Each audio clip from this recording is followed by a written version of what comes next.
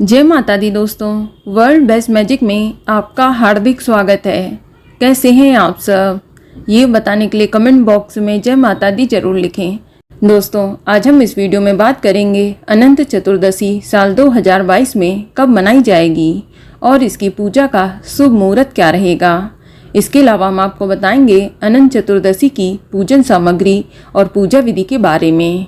साथ ही आपको अनंत चतुर्दशी की व्रत कथा भी सुनाऊंगी। लेकिन अगर अभी तक आपने हमारे चैनल वर्ल्ड बेस्ट मैजिक को सब्सक्राइब नहीं किया है तो जल्दी से सब्सक्राइब करके बेल आइकन दबा दें। साथ ही इस वीडियो को लाइक करें और ज़्यादा से ज़्यादा शेयर करें। तो आइए शुरू करते हैं। दोस्तों, हिंदू पंचांग के अनुसार भाद्रपद मास के शुक्ल पक्ष की चतुर्दशी तिथि को अनंत चतुर्दशी का पर्व मनाया जाता है। अनंत चतुर्दशी के दिन अनंत देव की पूजा की जाती है।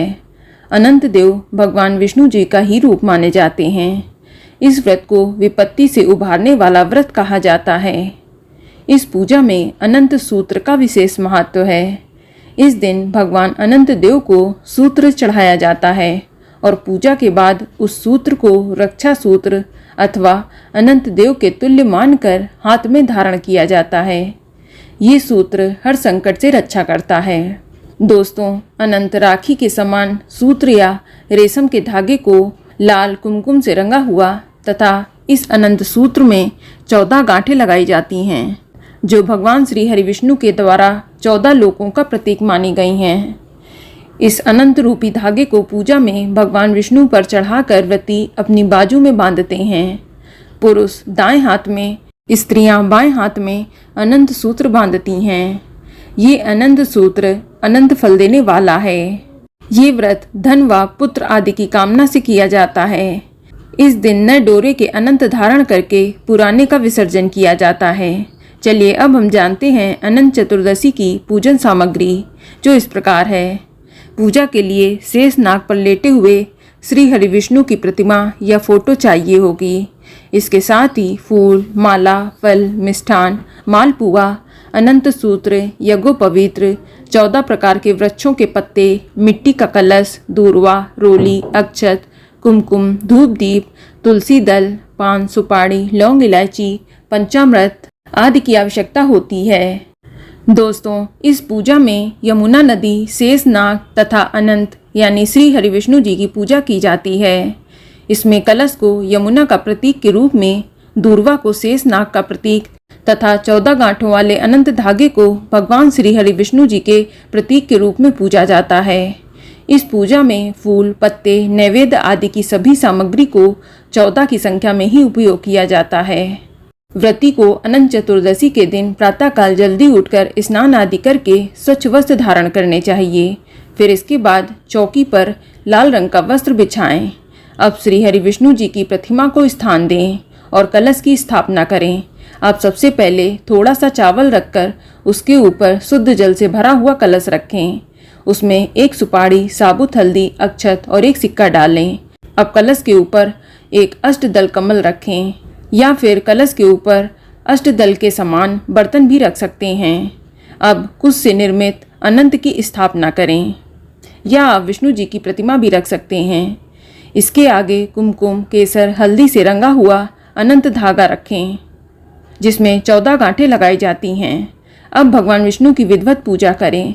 उन्हें तिलक लगाएं, फूल माला चढ़ाएं, धूप दीप जलाएं और अनंत सूत्र की भी पूजा करें। इसके बाद अनंत चतुर्दशी की कथा पढ़ें व सुनें। दोस्तों, अग्नि पुराण के अनुसार व्रत करने वाले को 1 सेर आटे के मालपुए अथवा पूड़ी बनाकर पूजा में रखनी चाहिए तथा उसमें से आधी ब्राह्मण को दान दे दें और शेष को प्रसाद के रूप में स्वयं एवं परिवारजनों के साथ खाएं। दोस्तों, इस व्रत में नमक का प्रयोग निषेध है। पूजा के बाद सभी को अनंत सूत्र बांधना चाहिए।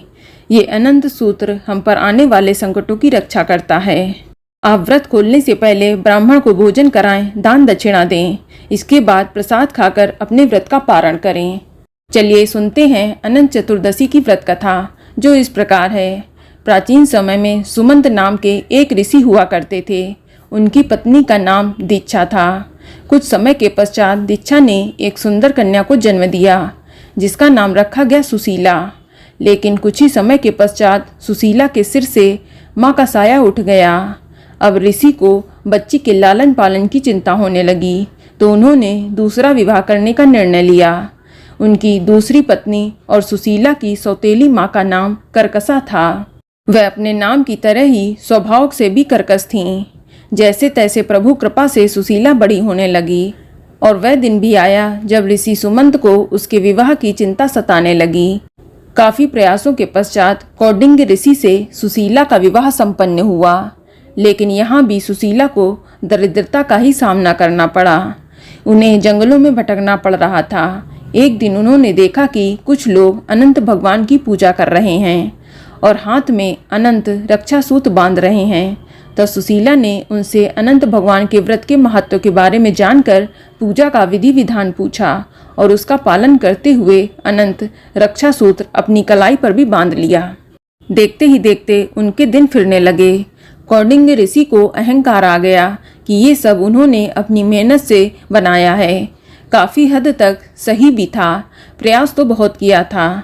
अगले ही वर्ष ठीक अनंत चतुर्दशी की बात है कि सुशीला अनंत भगवान का शुक्रिया कर उनकी पूजा आराधना कर अनंत सूत्र बांधकर घर लौटी, तो कौंडिन्य को उनके हाथ में बंधा हुआ अनंत धागा दिखाई दिया और उसके बारे में उनसे पूछा।